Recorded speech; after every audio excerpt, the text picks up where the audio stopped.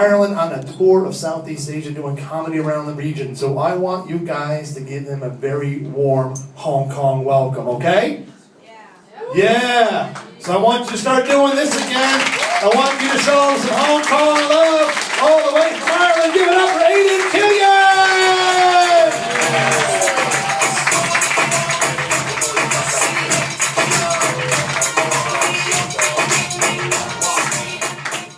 Oh, how's it going? That was beautiful. Welcome. Thanks very much. I am miserable at the moment. In general, I'm pretty happy, but I'm struggling at the moment. There was a woman, and she ripped my heart out and danced on it with her elegant high heels, which I once put on her outside the Hard Rock Cafe because I'm in love with her. And now we were together for a while. We were in love. I was in love with her, and she was in love with a guy called Pepe who plays football. And that's not ideal in a relationship. It's not perfect.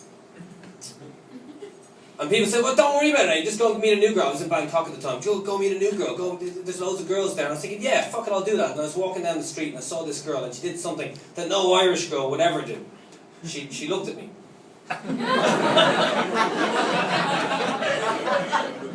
Yeah, you're laughing, but in Ireland, you see, girls don't do that. If you're a female and your eyes meet with if your eyes meet with the eyes of an Irish female, she'll quickly look away and she'll be like, oh my god, oh my god, oh my god, he saw me looking at him, what am I going to do? Turn your back on him before he thinks you like him, turn your back on him for the love of God, and she'd be gone. So when this beautiful looking Thai girl looked at me and smiled, I knew I had to walk over, and I walked over and I said, because she was my type, she had these almond coloured eyes and a big smile like a slice of melon, and I fucking love fruit and nuts. And I walked over and I said, hey, how's it going?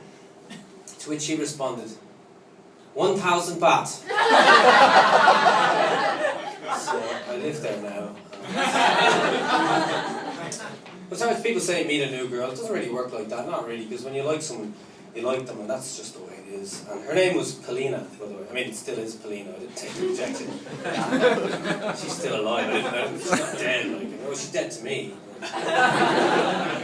She's not dead to me. I wish she was. Some people say, the thing about love is the worst thing, like to letting someone go. There's only one thing worse than like death. But that's bullshit, man. If she was dead, I'd be fucking way happier.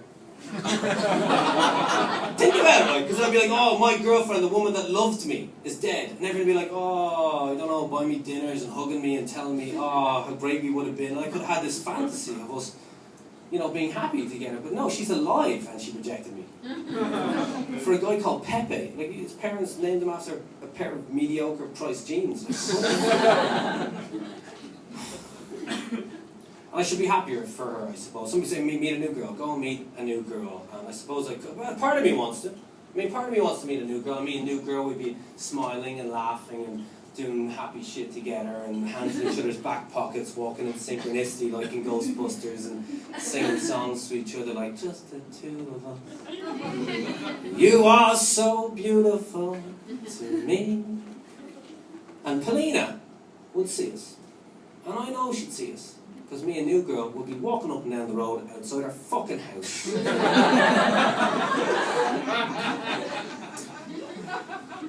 just wish she'd be with me. Dude, there's a fucking condom on stage. What the fuck is that? Like, is that just to fucking highlight the fact that I don't use them anymore? Because that's a condom, man. I didn't make that up. There's a condom on stage. Is that fucking used? I could pick it up and throw it at someone, but that would be childish, and I'd get AIDS, so... Anything for laughter. Ooh, you only get it once, don't worry. I probably got it from Paulina, that fucking bitch! Fucking football. I mean, a guy goes and kicks a ball up and down grass for a living. Alright, whatever. But okay, so you'd be jealous because you break up with someone and then I want her to I want her to see me with a new girl so she'd be jealous. But if I want her to be jealous, jealousy is being afraid of losing what you love most in life. So if I want her to be afraid, I want her to not be loved because love and fear cannot exist at the same time. So I want her to be in fear. So therefore, if I don't want her to be in love, that means I don't really love her. If I don't love her, then she's a reflection of me because I was with her, and that means I don't even love myself. And I don't love myself no wonder she fucking fancies Pepe. So I have to forgive her and accept her and let her go. That's what people say. And I can do that. I can do that to her. Because love and fear don't exist at the same time. I'll give you an example, right? So let's say you've got a kid. I know somebody asked people if they have kids. Doesn't matter. Imagine you have a kid, right? You've got a kid. The kid's in the bedroom crying because he's scared or she's scared because they're having nightmares, and you've got a choice. You can stay in bed and go, fuck him, and go back to sleep. Or you can get up out of bed and you can come over and go, hey, what's wrong? And the kid would say, there's a monster in my room, and he's pointing. You see, he's pointing at the closet. In the closet there's a jacket hanging out there, and you can see it's just a jacket, right? Because you can see through the illusion, you can see the truth. It's just a jacket, and you put on the lights, the darkness disappears, and you put the jacket in the bed. It's just a jacket, don't worry about it. And you start kicking it, and take the kid out, and the kid starts kicking him, the kid starts laughing. You've turned fear into love, easy. Or you could sneak up to the kid's room, put on a Freddy Krueger mask, just jump in when he's shouting there's a monster, go, ah! Ah! Video, get your wife to video it. Keep going till he pisses himself, so he gets called Pissy Pants for the rest of his life. Or you could... Oh, did you see that? I got beer in my eye. First she leaves me, and then there's a cunt. I'm on stage, and then there's beer in my fucking eye. Fear into love. And so I gotta forgive her, and I can do that, I think. I can forgive her if she's with someone. It doesn't really... I don't care if she's with another guy. I don't care if she's... Okay, I do care that she's probably got 500 million Pepe sperms in her mouth. It does, but I won't say it does bother me, but I can still accept her for it. You know, the thing is, even if she just sucked them off, I'd still kiss her. That's how much I would. I'm not proud of it, but I would. And I fucking... Because that's it, because you can't argue with love. Love's, that's real fucking love. Some people say, what is love? What is love? And some people say, well, sex is, to express, make love. I mean, to hold a beautiful woman in your arms as she gets lost in an uncontrolled dance of passion, to feel her spasms of ecstasy and taste the warm sweat upon her trembling lips while her eyes are beaming with love, truth, and joy. That is the greatest experience of life. That and telling your friends you got laid. Some people say that love is to give everything you have and expect nothing in return. But that's more like the Irish economic policy. And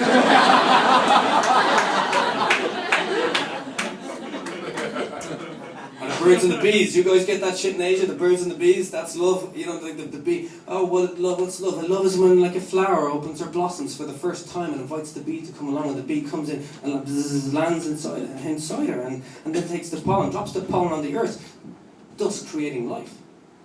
But does the bee ever say, this is my flower? No, the bee never says this. The flower opens or blossoms for the whole world to see. But that's like a man coming home to his wife, kiss her on the lips, and saying, I can taste the semen from my brother, but I love you. That's pretty sick, isn't it? That's real love. So I'd have to forgive her, but then I'd have to forgive him. Right? I have to forgive him, because if I really love them, I should be happy that they're together in their relationship of mediocrity. And you know when you took on a first date for corn, for fucking sweet corn on the street in Pattaya? I was just saying it was a shit first date. Fucking sweet corn. I fed her fucking steak, proper, oh whatever, right, okay. Anyway, right, fuck Pepe and his corn, right? There's a point, I was saying something important. Yeah, so I've got to forgive him, but imagine I turn up at Pepe's house, hey Pepe, how's it going? Oh, by the way, because you know when you're in love, I pictured having kids with Paulina. We're going to have kids, we're going to name our first kid Truth. Because that's the type of thing you make up when you're in love. And me and her were going to have a child called Truth, and it was going to be beautiful. And then, but why do you need to forgive him? He didn't do anything. He's not your friend. He's allowed to fuck whoever he wants to in this world. He killed my imaginary child. Hey Truth, how are you today? I'm okay, Dad. How are you? Oh, I'm good, man. I'm good. Just nice to see you again. Hey, Dad, can you do me a favor? Sure, I'll do anything for you, my son. Anything. I love you. You're a human being. You're a creation of the universe, and I'll do anything I can for you. Can you help me be like a real boy? Sorry, son, I can't, because your mother's a slut.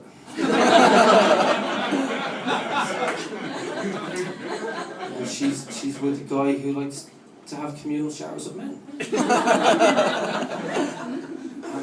And And when she told me the first time that she was with another guy, my reaction was to have 10 gin and tonics while my friend had 1 beer, and then go and sleep with a hooker. And then when she wrote to me at 3 o'clock in the morning, saying, "I really want you in my life, Aidan, I'm sorry I messed up," I responded, "I just fucked a whore for 1,500 baht.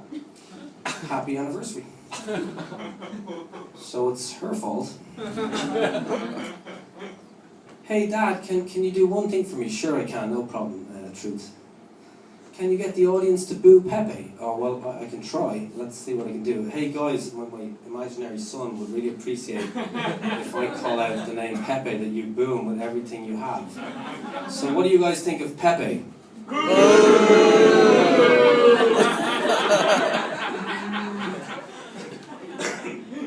"What do you think of that, my dear son?"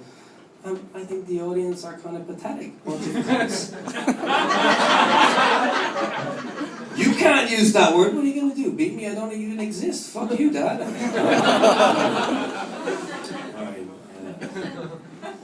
But I have to forgive him. But it's hard to fucking forgive. Imagine I turn up at his house and go, "Hey, Pepe, I know I've never met you before, but I'm here to forgive you because I love you." And he might say, "Well, to be honest with you, Aidan, the only reason I ever got with Paulina was to be with you. So I come upstairs and play with my balls." Because that's what footballers do. But I like that. I like the idea of the imaginary kid, because kids actually tell the truth. Do you ever see that thing about kids? Kids tell the truth. They're not like parents, adults, like us adults, right? Look at us. Get out of us. We're not adults. No, we're all children until we're dead, and then we're all dead. We're just food for worms. Yeah, that's what happens. Really heartbreaking. It's just, what are you even doing here? Like, seriously. But kids are like, you never say to a kid, like, you go to a fucking kid, like, and give the kid broccoli and chicken and rice or something for dinner, and the kid's not going to go, "To be honest with you, Mum, Dad, I'm not interested in broccoli this evening." Won't be like that. Be more like, "I hate broccoli!" "Eat your broccoli, you get noticed, sir." "I hate you!" That's fucking beautiful. It's an honest expression of emotion. And then half an hour later, my kid might say, I'm sorry, I love you. That's beautiful. Imagine we could be like, imagine you go to McDonald's, you order a burger, no sauce please, burger comes out, there's sauce on it. You're not going to go, "Ah! Fuck the burger at the guy, get chicken nuggets, start hitting the customers, chase after Ronald McDonald, take him down on the ground. This is the shittest restaurant in the fucking world! Fuck you!" No, you just wipe it off and say, "Sure, it's grand." That's the kind of apathy that fucks this world up. Imagine we could tell the truth and we could express ourselves properly. Imagine you're on the street, you're driving your car, and some guy comes up, a man dressed in blue who thinks he's a policeman, and he says, "Are you aware that you're speeding?" Are you aware that we are on planet Earth, which is spinning in a universe that's expanding, and you and me and everybody else in this big beautiful ball are all speeding. You look ridiculous in your uniform. I'd like to take this opportunity to tell you, I love you. Pretty fucking nice, wasn't it? And maybe the cop, the man dressed as a cop, acting as a cop, getting paid by us to protect us, would say, "You know what, you're right. I did not get into this business to be finding people for every little victimless crime that there is. Rather, I came here to protect the peace. You may travel freely as per your universal Declaration of Human Rights, and I love you too." It's the type of world that I would like to live in. And kids are honest. Kid came up to me and said, "Excuse me." After the show, he came up and he said, "I really liked your comedy and I love you," in front of his mum and about 10 people. And it was kind of a weird moment, because it was kind of, kids don't, you know what I mean? It's weird to have a kid come and say, "I love you," in front of a bunch of adults. And she saw what the mum did, rubbed him on top of his head and goes, "Sure, you know, he's a compulsive liar." Because we're scared of emotions. Like I realise, because I really want to be loved. I want to love everybody, even the fucking dickheads, right? I want to love everybody, right? And I'm not good with people. I don't like people, but I want to be able to love people, right? I really do, right? I mean, all of love you. Especially you, Jamie, you filthy little whore. No, but I genuinely do, right? So I try to start my family, and I never told my dad I loved him. My dad's always been a great dad for me, no matter what, through thick and thin, he's been great. He's such a hero. I wanted to say to Dad, you've been there for me my whole life, and I really appreciate that, and I love you. But what came out was, Asher, Dad, you know yourself. And my dad jumped up and goes, Asher, I'll get the point, so. That made no sense because I didn't set it up properly because I was getting flashed. I need to finish this bit quickly, so I'm going to race through it a little bit at the end. It might go slightly over a minute, Jamie, but I'll do it as quickly as I can. I hope that's alright. I got arrested there recently. I'm going to wrap this up. Not arrested. Sorry, I was kidnapped. Right? There was a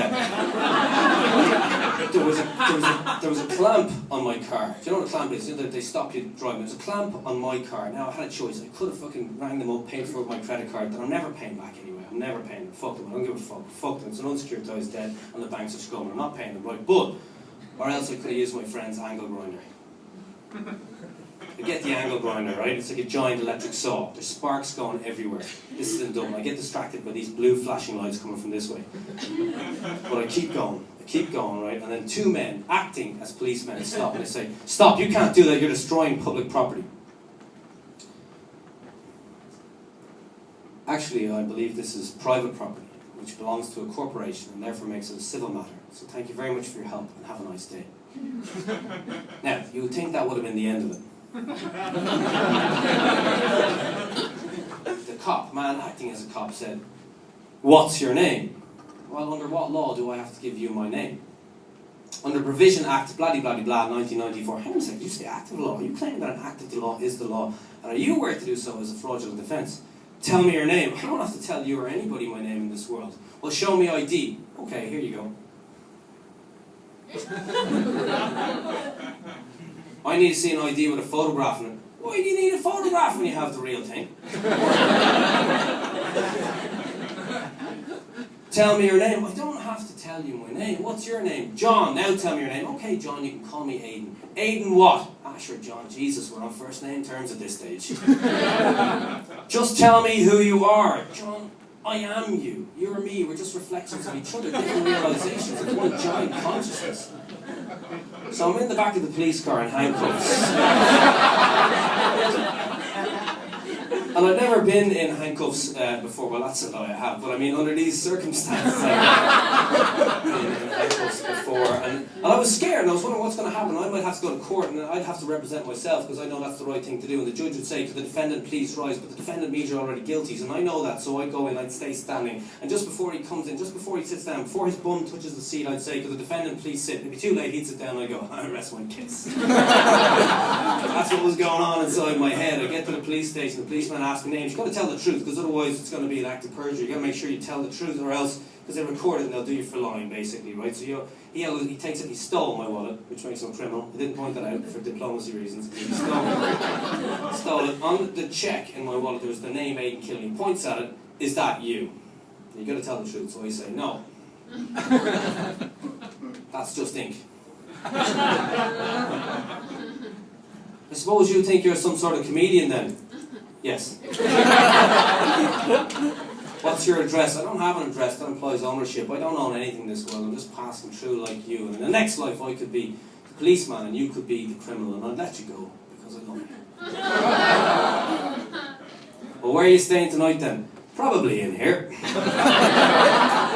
did. Thank you very much, I love you all, be happy.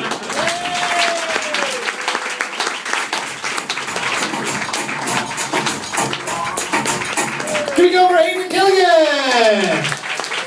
How about a hand for all the comedians you saw tonight?